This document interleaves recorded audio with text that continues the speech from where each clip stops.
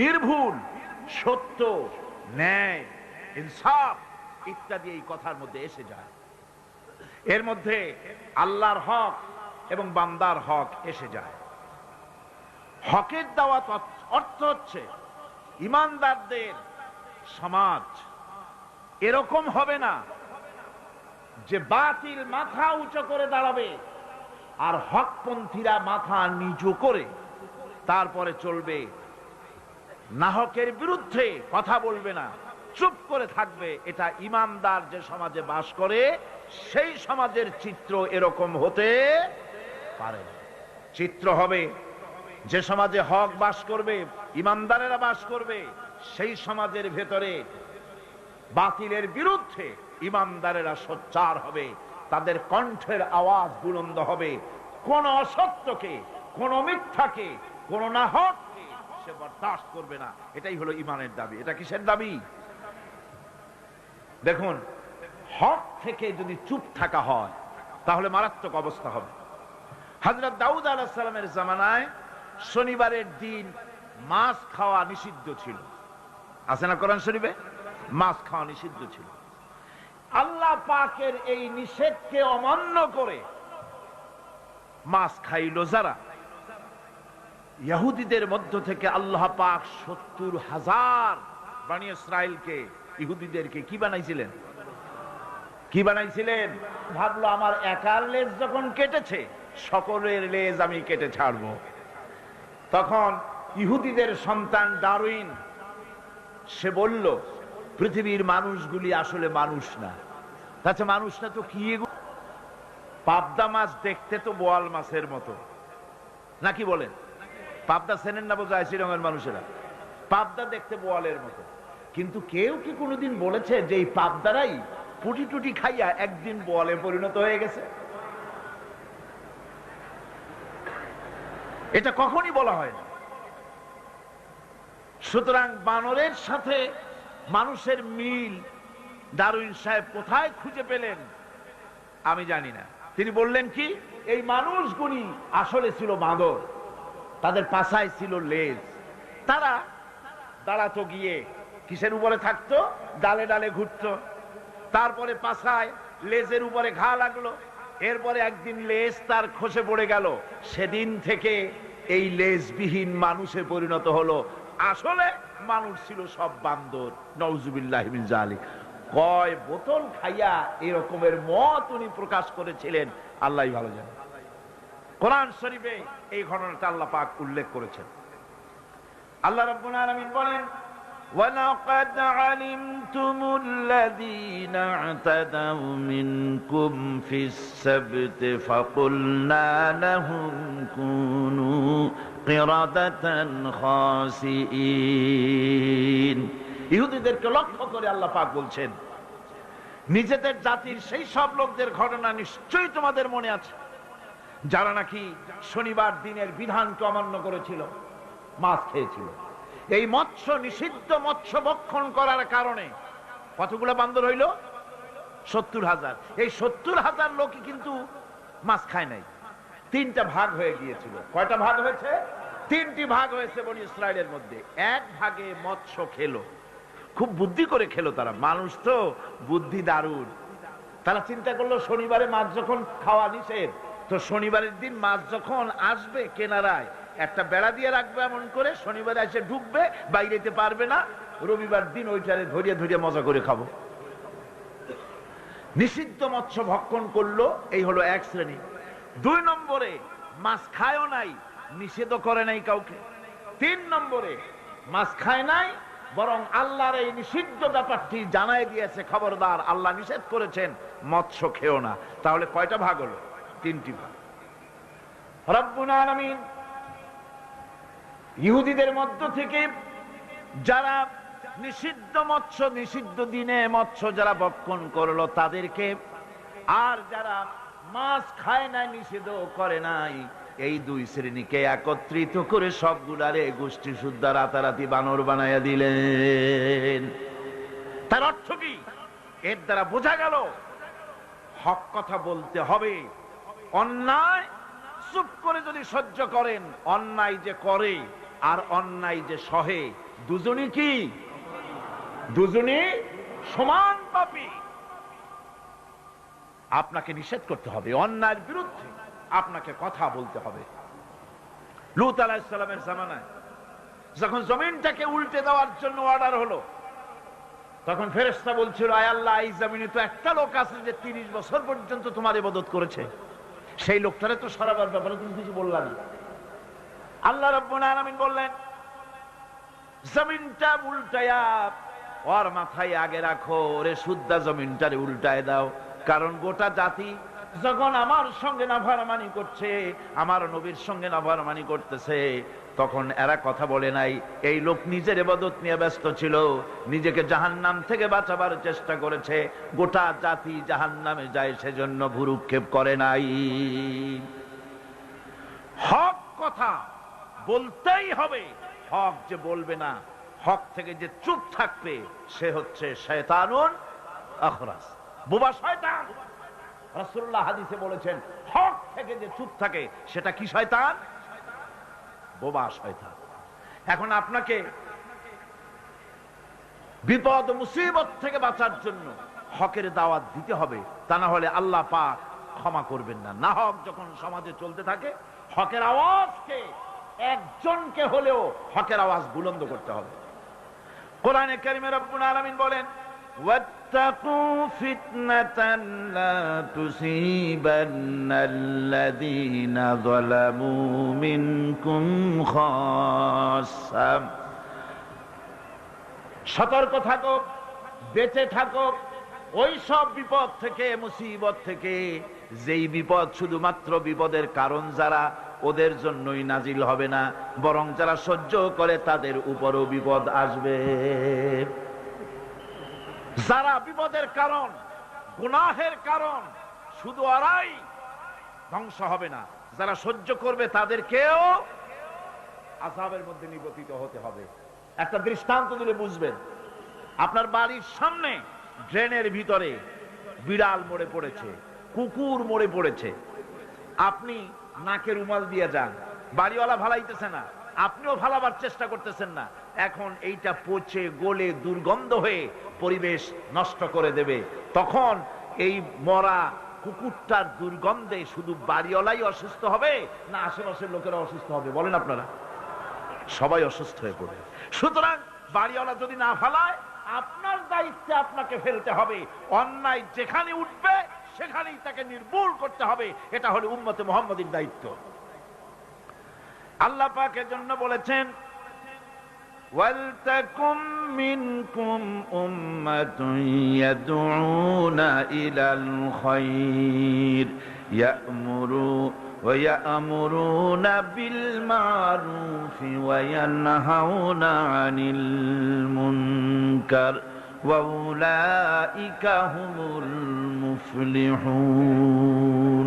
তোমাদের মধ্যে এমন কিছু লোক থাকা দরকার যারা মানুষকে কল্যাণের দিকে ডাকবে এবং অকল্যাণ থেকে মানুষকে ফিরাবে, কল্যাণের দিকে ডাকবে, হকের দিকে ডাকবে, নেক কাজের দিকে ডাকবে, মানুষকে ভালো কাজের দিকে ডাকবে। এরকম কিছু লোক তোমাদের মধ্যে হয়ে যাওয়া উচিত, তৈরি হওয়া উচিত, যারা হকের দাওয়াত নিয়ে তারা সমাজে বেরোবে। কারণ মুসলমানেরা হলো আমাদের সম্পর্কে আল্লাহ পাক বলেছেন, কুনতুম খায়রা উম্মাতিন উখরিজাত লিন-নাসি তা'মুরুনা বিল মা'রুফি ওয়া তানহাউনা আনিল মুনকার। তোমরা হচ্ছে শ্রেষ্ঠ জাতি। আমরা কি জাতি? আমরা যে শ্রেষ্ঠ জাতি সে কথা বলার মতো হিম্মত এখন আমাদের আর নাই, যার জন্য আপনারা আওয়াজ দিলেন, যা শোনাই গেল না। মুসলমানেরা কি জাতি? খায়রে উমাম, ইমামে আকওয়াম। পৃথিবীর ভিতরে সমস্ত জাতি সমূহের ভেতরে শ্রেষ্ঠ জাতি কারা? আরো জোরে বলুন। একথা কে বলেছেন? আল্লাহ পাক বলেছেন, তোমরা শ্রেষ্ঠ জাতি। তোমাদের দায়িত্ব হচ্ছে তা'মুরুনা বিল মা'রুফ ওয়া তানহাউনা আনিল মুনকার। তোমাদের দায়িত্ব হচ্ছে ভালো কাজের আদেশ করবে, অন্যায় কাজ থেকে মানুষদেরকে ফিরাবে। এটা হচ্ছে তোমাদের দায়িত্ব। এই দায়িত্ব যদি আমরা পালন করতাম তাহলে আমাদের সমাজের ভেতরে এই অন্যায় অসত্য টিকে থাকতে পারতো না। আমরা মানুষকে ভালো কাজের আদেশ দেই না। ভালো কাজের আদেশ দিতে হলে ক্ষমতায় থাকতে হয়। আদেশ আর অনুরোধ এই দুটো কি এক জিনিস? আদেশ আর অনুরোধ দুটো কি এক জিনিস? আদেশ দিতে গেলে আদেশের জায়গায় পৌঁছাতে হয়। আদেশের জায়গায় না গিয়ে কাউকে হুকুম দেওয়া যায় না, অনুরোধ জানাতে হয়।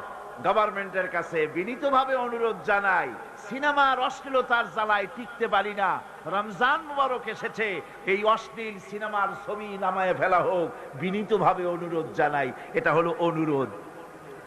আর আল্লাহ বলছেন ইসলামের ব্যাপারটা অনুরোধের ব্যাপার নয়, এটা হচ্ছে আদেশের ব্যাপার।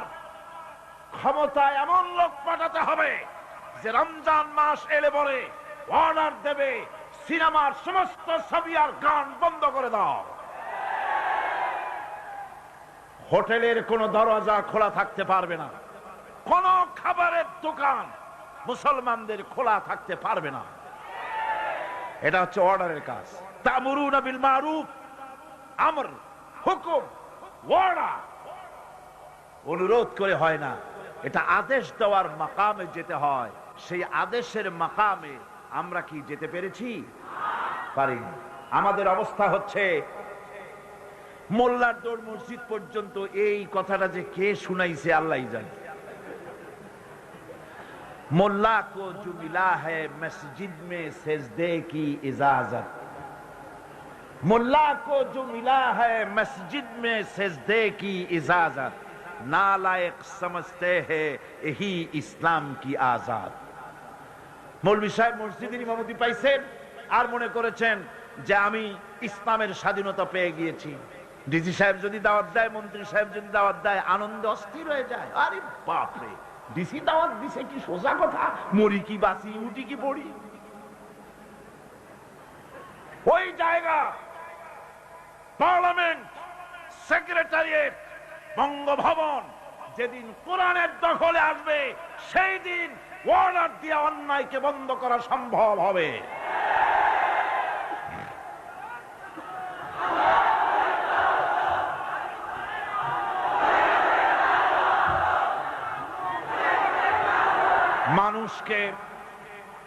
মানুষকে হকের দাওয়াত দিতে হবে। আল্লাহ রাব্বুল আলামিন বলেন, ওয়ামান আহসানু কাওলাম মিম্মান দাআ ইলাল্লাহি ওয়া আমিলা সালিহান ওয়া ক্বালা ইন্নানী মিনাল মুসলিমিন। ওয়ামান আহসানু কাওলাম মিম্মান দাআ ইলাল্লাহ, ওর থেকে ভালো কথা আর কার হতে পারে যে ব্যক্তি মানুষকে আল্লাহর দিকে ডাকে। সুবহানাল্লাহ বলেন, সুবহানাল্লাহ বলেন। আল্লাহর দিকে যে ডাকে সেই ওয়ামান দা ইলাইহি, হাদিস শরীফের ভিতরে আছে মান ক্বালা বিহি সাদাকা। কোরআন থেকে যে কথা বলে সে কি কথা বলে? সত্য কথা বলে। কোরআন থেকে যে কথা বলে সত্য কথা বলে। মান ক্বালা বিহি সাদাকা ওয়া মান আমিলা বিহি উজরা। আরে কোরআন থেকে যারা আমল করে আল্লাহ তাদেরকে পুরস্কৃত করেন। ওয়া মান হাকামা বিহি আদালা, কোরআন থেকে যে বিচার করে সেই জাস্টিস, ইনসাফ কায়েম করে। ওয়া মান দা ইলাইহি হুদিয়া ইলা সিরাতিল মুস্তাকিম। আর যারা কোরআনের দিকে দাওয়াত দেয় তাদের দাওয়াতই সহজ সরল দাওয়াত। আওলাদের রাসূল আপনাদের সামনে কোরআনের দাওয়াত দিলেন, কোরআনের পক্ষে কাজ করুন, সবাই হাত উঁচু করে আপনারা সমর্থন দিয়েছেন। আমরাও অপেক্ষা করব এই সমর্থন আপনারা কতদিন বজায় রাখতে পারে। আল্লাহ যেন তৌফিক দেন। জোরে বলেন আমিন, আরো জোরে বলেন আমিন। ওয়ামান আহসানু কাওলাম মিম্মান দা ইলাল্লাহ, ওর চাইতে ভালো কথা কার? যে মানুষকে আল্লাহর দিকে ডাকে। আমরা কার দিকে ডাকি? বিশ্বাস করুন, আমরা তো সমাজতন্ত্রের দিকে মানুষ ডাকি না। বলেন, আমরা কি সমাজতন্ত্রের দিকে মানুষ ডাকি? পুঁজিবাদের দিকে ডাকি, জাতীয়তাবাদের দিকে ডাকি, ধর্ম নিরপেক্ষ মতবাদের দিকে ডাকি। আমরা কার দিকে ডাকি? ধর্ম নিরপেক্ষ মতবাদ আল্লাহর তৈরি না মানুষের তৈরি? পুঁজিবাদ আল্লাহর না মানুষের? সমাজতন্ত্র আল্লাহর না মানুষের? জাতীয়তাবাদ আল্লাহর না মানুষের? আরে কোরআন কার, ইসলাম কার? সেই আল্লাহ রাব্বুল আলামিনের দিকে আমরা ডাকি। আমরা আমার বাপের দিকে ডাকি না, মায়ের দিকে ডাকি না, দাদার দিকে ডাকি না, মন গড়া কথা বলি না। ওলামায়ে হক কথা বলে কোরআনের কথা। সুবহানাল্লাহ। ওয়ামান আহসানু কাওলাম মিম্মান দাআ ইলাল্লাহ, ওয়ামান আহসানু কাওলাম মিম্মান দাআ ইলাল্লাহ। ওর থেকে ভালো কথা আর কার হবে যে ব্যক্তি মানুষকে ডাকে আল্লাহর দিকে। সুবহানাল্লাহ। প্রাণ ভরে কান সুবহানাল্লাহ। আমরা কোন নেতার দিকে মানুষকে ডাকি না, আল্লাহর কসম। আমরা কোন মানুষের পূজা করি না, কোন ব্যক্তির পূজা করি না, কোন নেতার পূজা করি না, কোন নেতার দিকে মানুষকে আকর্ষিত করি না। আমরা মানুষকে ডাকি আল্লাহর দিকে, আর ডাকি বিশ্ব নবী সাইয়্যিদুল মুরসালিন আশরাফুল আম্বিয়া রাহমাতুল লিল আলামিন জনাবে মুহাম্মদুর রাসূলুল্লাহ সাল্লাল্লাহু আলাইহি সাল্লামের দিকে মানুষদেরকে ডাকি। ওয়ামান আহসানু কাওলাম মিম্মান দাআ ইলাল্লাহ। ওর থেকে ভালো কথা আর কার হবে যে মানুষকে আল্লাহর দিকে ডাকে। ওয়া আমিলা সালিহান, আর এরপরে সে নেক কাজ করে, সৎ কাজ করে। ওয়া ক্বালা ইন্নানি মিনাল মুসলিমিন, আর আমি হচ্ছি মুসলমানদের একজন। আমি মুসলমান তা বলছে না, কিন্তু কি বলছে? আমি মুসলমানদের একজন। এই আয়াত নাজিল হলো কখন? যখন মক্কায় মুসলমানদের উপরে অত্যাচারের স্টিম রোলার চালানো হচ্ছিল।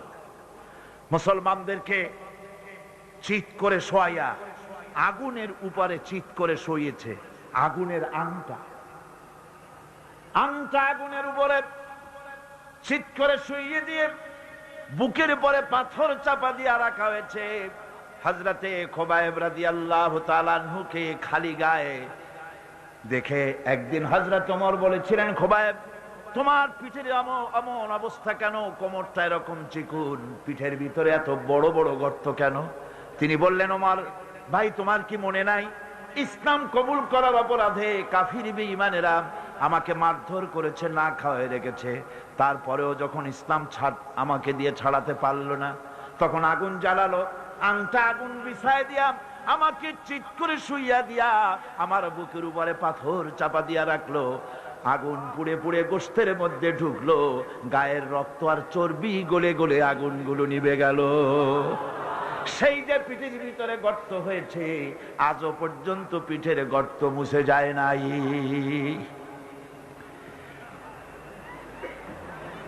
আল্লাহ পাক বলছেন, ওয়াকালা ইন্নানি মিনাল মুসলিমিন।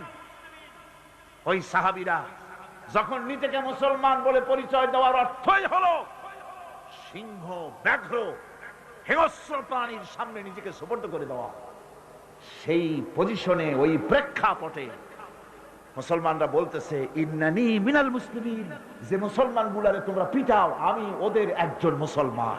কত বড় সাহসের কথা! যাদেরকে মারতেছো, পিটাইতেছো, আগুনের উপরে রাখতেছো, আমি তাদেরই একজন মুসলমান। সুবহানাল্লাহ। এইরকম মার খেয়ে অস্থির হয়ে তারপরে হযরত খাব্বাব বিন আল-আরিত রাদিয়াল্লাহু তাআলা আনহু রাসূল করিম সাল্লাল্লাহু আলাইহি ওয়াসাল্লামের খেদমতে হাজির হয়ে বলেছিলেন, শাকাউনা ইলা রাসূলিল্লাহ সাল্লাল্লাহু আলাইহি ওয়াসাল্লাম ওয়া হুয়া মুতাওয়াসসাদুন বুরদাতুন লাহু ফি জিল্লিল কাবা। তিনি কাবা শরীফের ছায়ায় আরাম ফরমাচ্ছিলেন। হযরত খাব্বাব বিন আল-আরিত সেখানে গিয়ে বললেন, আলা তাস্তানসিরু লানা, আলা তাদউ লানা ইয়া রাসূলুল্লাহ, হে রাসূল, আপনি কি আমাদের জন্য দোয়া করবেন না? আমরা তো শেষ হয়ে গেলাম। হুজুর বললেন, হুজুর উঠে বসলেন আর বললেন, দেখো, তোমরা এখনই ব্যস্ত হয়ে গেল। এখনই ব্যস্ত হলে তোমাদের আগে যারা দিন প্রতিষ্ঠিত করতে এখানে এসেছিল, তাদেরকে কাফেরেরা তাদেরকে ধরতো, তাদের জন্য গর্ত খনন করত, তারপরে তার মধ্যে কোমর পর্যন্ত ডাবাই দিত। সুম্মা ইউতা বিল মানশাব ফায়ুদাউ আলা রাসিহি ফায়ুজআলু নিসফাইন। এরপরে করাত মাথার উপরে রেখে জীবিত মানুষটাকে করাত দিয়ে চিরে দুই টুকরা করে ফেলে দিত। মা ইয়াসুদ্দুহু যালিকা আন দীনে।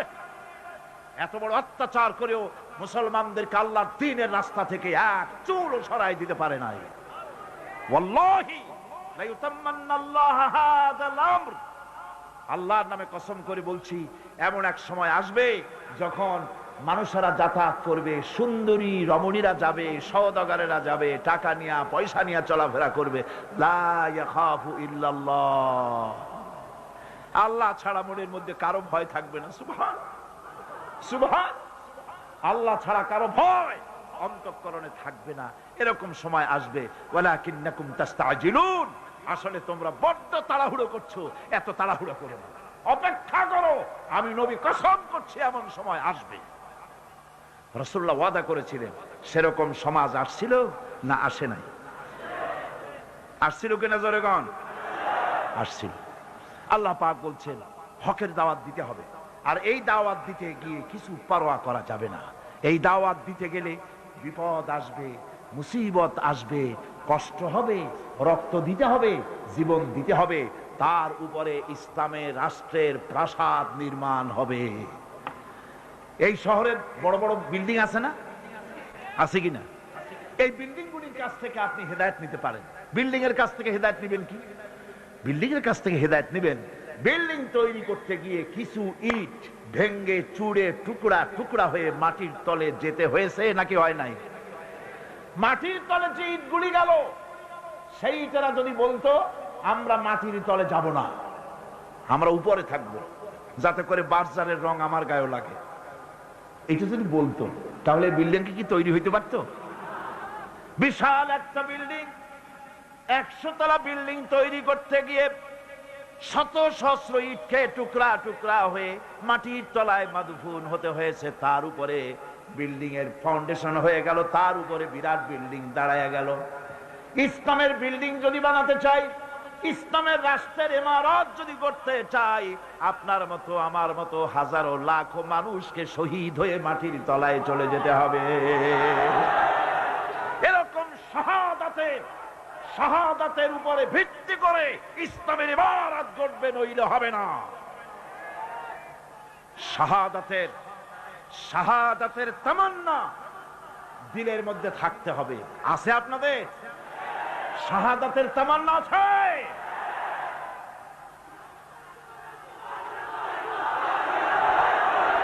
বুখারী শরীফে এসেছে,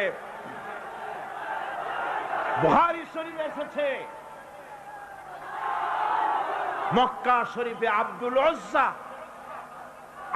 উজ্জা 20 বছরের যুবক, 20 বছরের যুবক ইসলাম কবুল করার জন্য পাগল, কিন্তু চাচা ইসলাম কবুল করে না বলে করতে পারছে না। চাচার অধীনে আছে, এতিম মানুষ, বাড়ি নাই, ঘর নাই। চাচ্ছিল চাচা যদি ইসলাম কবুল করে আমিও করব। যখন নাকি রাসূলুল্লাহ হিজরত করলেন, আব্দুল উজ্জা বলতেছে, ও চাচা, মুহাম্মদুর রাসূলুল্লাহ সাল্লাল্লাহু আলাইহি ওয়াসাল্লাম আখিরি জামানার পয়গম্বর, এটা আপনি মানেন কিনা? চাচা বলছে, আমার তো তাই মনে হয়। তাহলে ইসলাম কবুল করবেন নাকি? তিনি বললেন, না, ইসলাম আমি কবুল করব না। আব্দুল উজ্জা বলছে, আমি দীর্ঘদিন অপেক্ষা করতেছিলাম আপনি ইসলাম কবুল করবেন বলে। আপনি যখন করবেন না, আপনি সাক্ষী থাকেন, আমি আমার কথা ঘোষণা করে দিলাম, আমি মুসলমান হয়ে গেলাম। লা ইলাহা ইল্লাল্লাহু মুহাম্মাদুর রাসূলুল্লাহ। চাচা বলছে, এই কালেমা পড়ার অর্থ কি তুমি জানো? বলে, না, জানি না। এর অর্থ হচ্ছে, তোমাকে আমি যা দিয়েছি, বাড়ি ঘর টাকা পয়সা উট ঘোড়া, সব আমাকে ফিরায় দাও। তিনি বললেন, সব তুমি নিয়ে নাও। চাচা বলছে, এটাই শেষ নয়, তোমার গায়ের যে জামা আছে, পরনে লুঙ্গি আছে, এটা আমার, এটাও দিতে হবে। গায়ের জামা পরনের কাপড়টাও খুলে দিয়ে দিলে। কত চড়া দামে ইসলাম গ্রহণ করেছে, কত চড়া দাম। উলঙ্গ অবস্থায় মায়ের কাছে গিয়ে হাজির। 20 বছরের যুবককে উলঙ্গ দেখে মা 2 হাত দিয়ে চোখ ছেপে ধরেছে। বাবা, তোমার এই অবস্থা কেন? তিনি ঘটনা শোনালেন। মা বললেন, আমার কাছে কি চাও? ছেলে বলছে, মা, একটা কাপড় চোপড় কিচ্ছু একটা দাও, আমি মদিনাতুর রাসূল, মদিনায় চলে যেতে চাই, রাসূলুল্লাহর কাছে আমি যেতে চাই, আমি পাগল হয়ে গেছি, আমার একটু কাপড় দাও।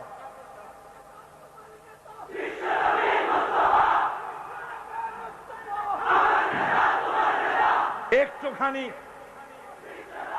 একটা ছেঁড়া কম্বল দেওয়া হলো। এই কম্বলটা দিয়ে তিনি পরলেন ঠিকই, কিন্তু হাঁটু ঢাকলো না। এই অবস্থায় বহু কষ্ট করে মদিনা মুনাওয়ারায় পৌঁছে গেলেন। রাসূলুল্লাহর সঙ্গে দেখা হলো। হুজুর দেখলেন উদ্ভ্রান্ত যুবক, মাথার চুলগুলো এলোমেলো, চেহারায় ক্ষুধার্তের ছাপ। জিজ্ঞেস করলেন, তুমি কে? তিনি বললেন, আমি আব্দুল উজ্জা, আমি মুসলমান হয়েছি। তোমার এই অবস্থা কেন? তিনি ঘটনা শুনালেন যে আমার লুঙ্গিটাও আনতে পারি নাই মার কাছ থেকে, মাও আমার গরিব, তার কাছ থেকে কোন ক্রমে এই ছেঁড়া কাপড়টা নিয়ে এসেছে। হুজুর বললেন, তোমার নাম আব্দুল উজ্জা নয়, তোমার নাম আব্দুল্লাহ, আব্দুল্লাহ জুলবাজাদাইন। তিনি কাপড়ের ব্যবস্থা করলেন, আসহাবে সুফফার কাছে তার দায়িত্ব দিয়ে দিলেন, আর বললেন, একে কোরআন শরীফ শিখাও। আসহাবে সুফফার ভিতরে থেকে তিনি কোরআন শিখতে লাগলেন। কোরআন শরীফ চিল্লায় চিল্লায় তিনি পড়তেন। সাহাবায়ে কিরাম অভিযোগ করলেন, হে আল্লাহর রাসূল, আব্দুল্লাহ চিৎকারে আমাদের ঘুম নষ্ট হয়ে যায়, নামাজেও ডিস্টার্ব হয়, সে যখন এত চিৎকার দিয়ে তেলাওয়াত করে।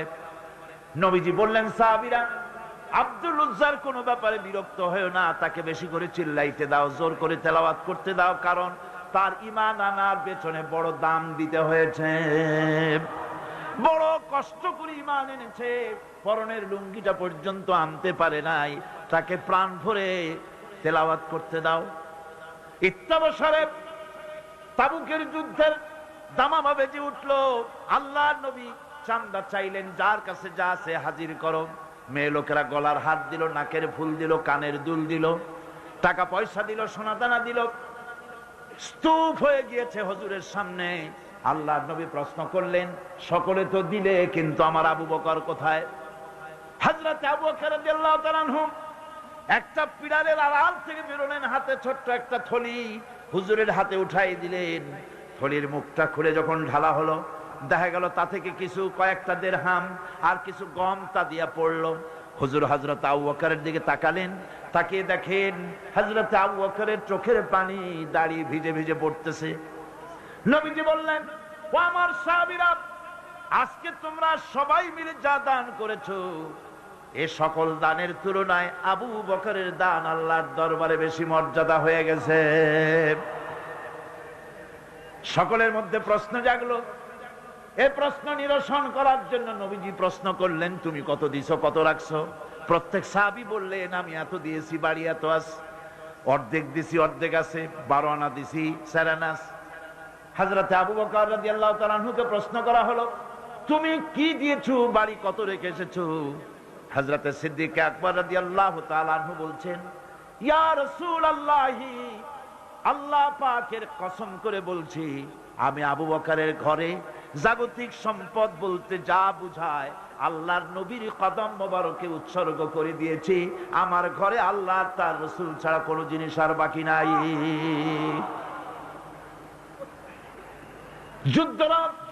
যুদ্ধের জন্য রওনা হয়ে গেলেন 30,000 সৈন্য নিয়ে।